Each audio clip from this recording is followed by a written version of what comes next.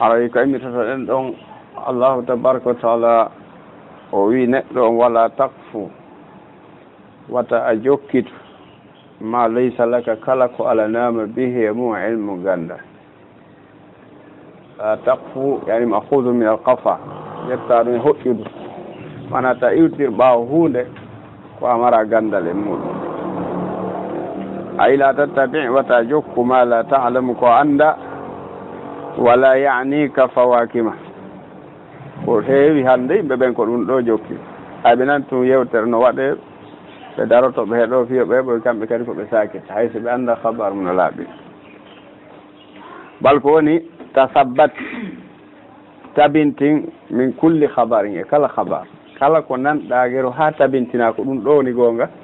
si yalta feeñ yewt wowla ala qatada wi la taqul wata haalu wata wi ra'aytu mi'i walam tara tawa a yiyaari ko ɗum faada wa sami'tu mi nani walam tasma tawa nanaɗi wa alimtu mi andi walam ta'lam tawa anda ɗiɗo foray ko jokkitugol ko almara ganda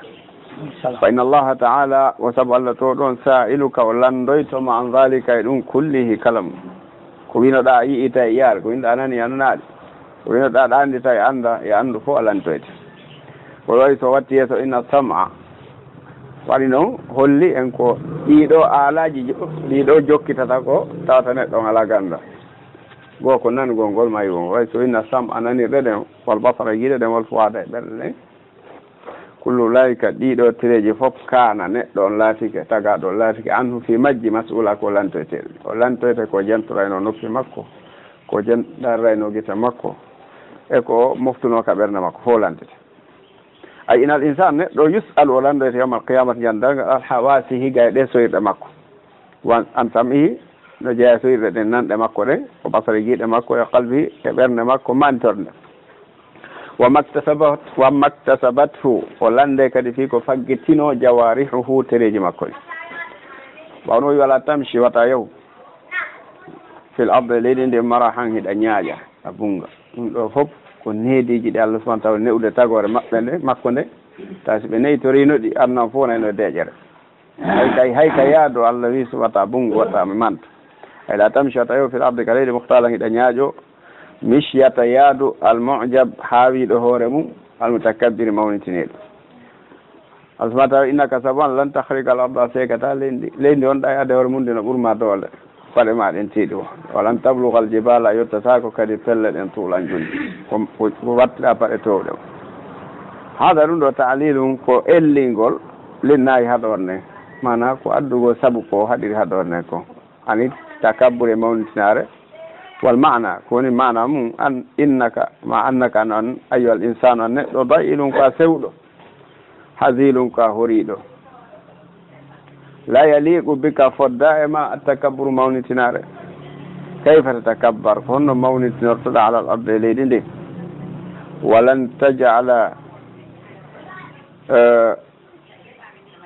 walan tajala fiha hargan a waɗata e leydi ndin ceekol aw shiqqan ma pergol a waɗatani e mayri ceekol a watta e mayri pergol wa kayfa tatatawal ko honno juutintinortoɗa wa tata'azzam mawnitinoɗa alal jibale hoore pelle ɗen walan tabluga ha a yettatako ɗe tuulan jundi fa anta an ahgar ko an ɓuri mana sewde wa adafu ko an ɓuri lowde min kulli wahidin e kala goto min aljamaadayni ɗiɗo fendiɗi ɗiɗi ɗum ko leydi ndi e pelle ɗen ɗum ɗo fof hiɗa sewi haɗa ɓuɗɗa sewi ɗa jaasi ɓuri ɗum ɗo fof wa kayfa tatakabbar ko honno mawnitortoɗa wa tata'ala townitoɗa wa tahtalu ñaaƴoɗa wa anta ko an adafu ɓuri lowde min al arde e leydi ndi wal jibale e pelle ɗen wa fi hada hino e ɗum ɗo tahakkumun ko ɗum woni jalkitugol wa taqri'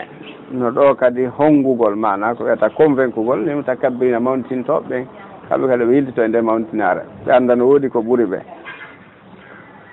Allah subahana taala e kullu dalik ɗiɗo fof gila ko fuɗɗino haɗude e shirku o wi kana laatike sayyuhu bone mum ɗi añaari ɗo ɗi wolɗo fof kana laatike so yuhu bone majjo inde rabbika ka joom ma do makruha ko aña noon koko hunde nde anɗa sa du faggitike nda ɓe bakkatu sa accinde ɓe baraji accirinde saabu Allah accugol ma nde ngol addante baraji faggitagol ma nde ngol adde bakkat ay kullu dhalik kala ɗiɗo almaskuru jantaɗi allati innaha allahu ɗi allah ɗi an he mum kana laatike amaluhu gollugol ɗum abiyan koko kaani noon wa muharraman koko harmina inda allahi ka allah taala to ɗon dhalik ɗiɗo neediji mimma awhano jeehay ko wahini layka ima rabbuka joomma min alhikma immorde e gande immorde e faamuji tawata si a gollitiri ɗum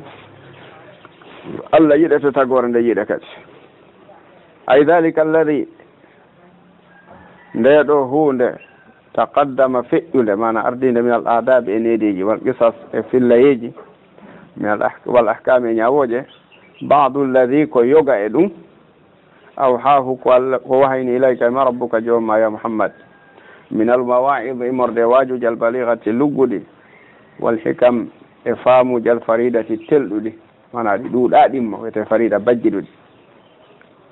wala tajal o saggalani tori kadi ko attino haɗode kon shirku on o yewti ɗiɗa fof ha gasi ko fameten kon o wi ɗin ɗon fof kana sayyi inda rabbika makruha so fuɗɗito shirku on hollugol ɗum ɗon na makrude shirku on ko wi wala tajal ma allah watta waɗi ɗo allah de ilan akhara reweteɗo goo e famnani dewe ɗen fof fatulga ha bogoyeɗa fi jahannama e nder jahannama maluma hara ko a ŋiñaɗo madhura ko a woɗɗintinaɗo yumeɗa ɗum ɗon hollina makru ɗum ɗon si goɗɗo waɗi o maydi o tuubali ko direct jahannama ay la tushrik wata kafidu ma allahi wonde allah gayrahu mona kanko min wasan immorde sanamur aw basarin ma ɓallinka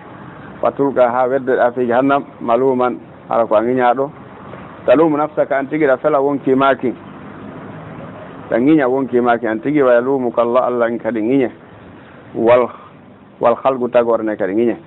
matrudan wona raɗaɗo mubadan woɗɗintinaɗo min kulli hayrin e kala moƴƴere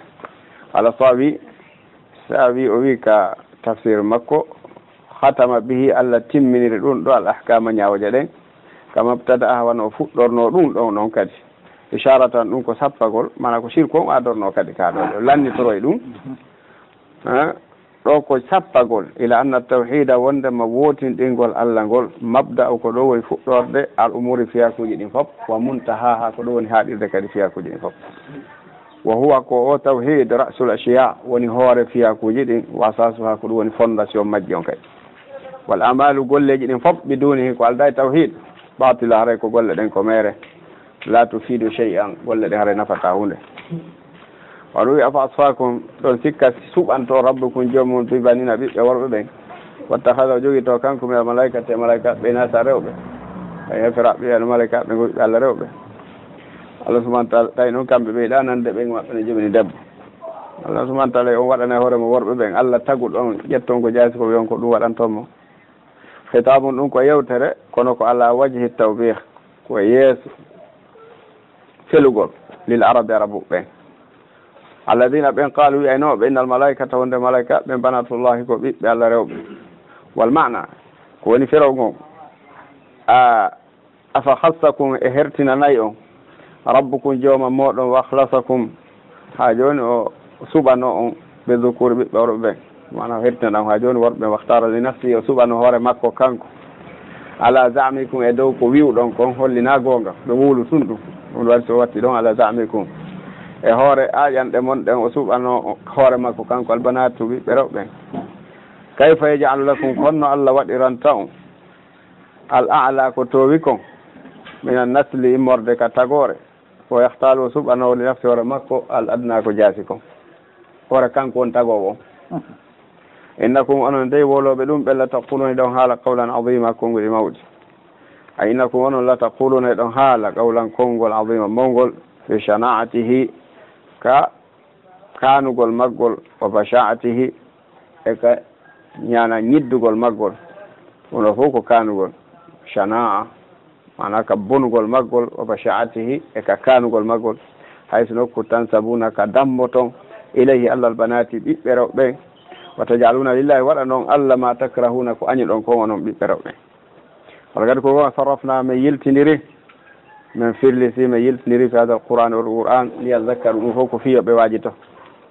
أي ولا قد كوكا بينا للناس من لبنا نيم في هذا القرآن العظيم عند القرآن رمون دو الأمثال معنى تندي مع مثال والمواعظ واجوج والوعد فدوج والوعيد كمباجي ليتذكر نفوك فيه بواجته فيه بواجته بما فيه كون منكم من الحجج إمرد دليلاجي النيرة جلبولي والبراهين سيدي الساطعة مكاريك جلبولي فينزجروا بهدئته أما هم فيه دونكو بونيمو من الشرك مرد شرك الضلال مجرد وما يزيدهم كل دون فلا بيد إلا نفورا سنادو والفتيتو غونغاو أي كوفاني وما يزيدهم بيدالي هذا البيان لدو يوتر لاب وندك دالون بيوتر والتذكير لدو عندن تنان إلا تباعدا سنا وإتاقول عن الحق غاي غونغاو وغفلة إبل سناقول عن النظر يندار قول معنات وان اعتبار تسكاقول بألا يندار أجل بتسكو بجد تكون تنكو من أفطار ko jangol ber jango no jangol tun woro wala no fe ya namni ji tagol da ita kon ton ko waji tor wulube law kana silatina ma'hu no ndo no alla alihatu rewete do go kama yaquluna wana be heferabe wi irtano tawno dum ko gongano ida on say labta haw be rewete be kadi be da bayno ida ila zil arsh faade yottegol ka joom arsh on sabila lawol tawno alla be go no wodno rewete be mawnintebe ko na Allah subhanahu wa ta'ala ben kan kambe kadi be wonayno opposant be Allah be nayno Allah tun hero tangulam Allah tun hero tadi kammuji Allah tun hero ta o diri sugo kambe kadi ma be yabe kafida Allah be ande kambe kadi no Allah andirano tay dum wadali ko bay ko fenande kala ko aaja do yan rewede ko na Allah ko mere ay law faradna si tawno joni men waddinno ma men jabuno annama Allah wonde Allah alihata rewetedi ukhra goddi go كما يزعم ونوني أجر حول المشركون بين الشركات إذا أنت طلبوا بين ربطة بين طريق الله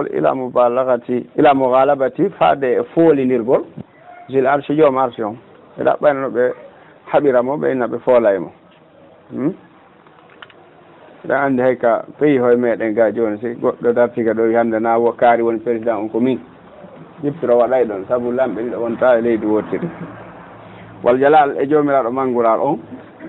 ليسلبوا فيه ببور ملكه لا مكون او كما يفعل وانا وان يتملك الدنيا لم درنا بعض يوغا بعض يوغا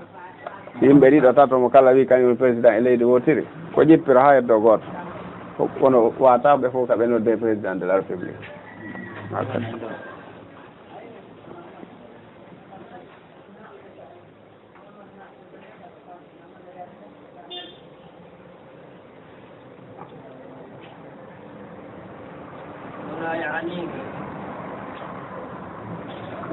فواكمة على هجم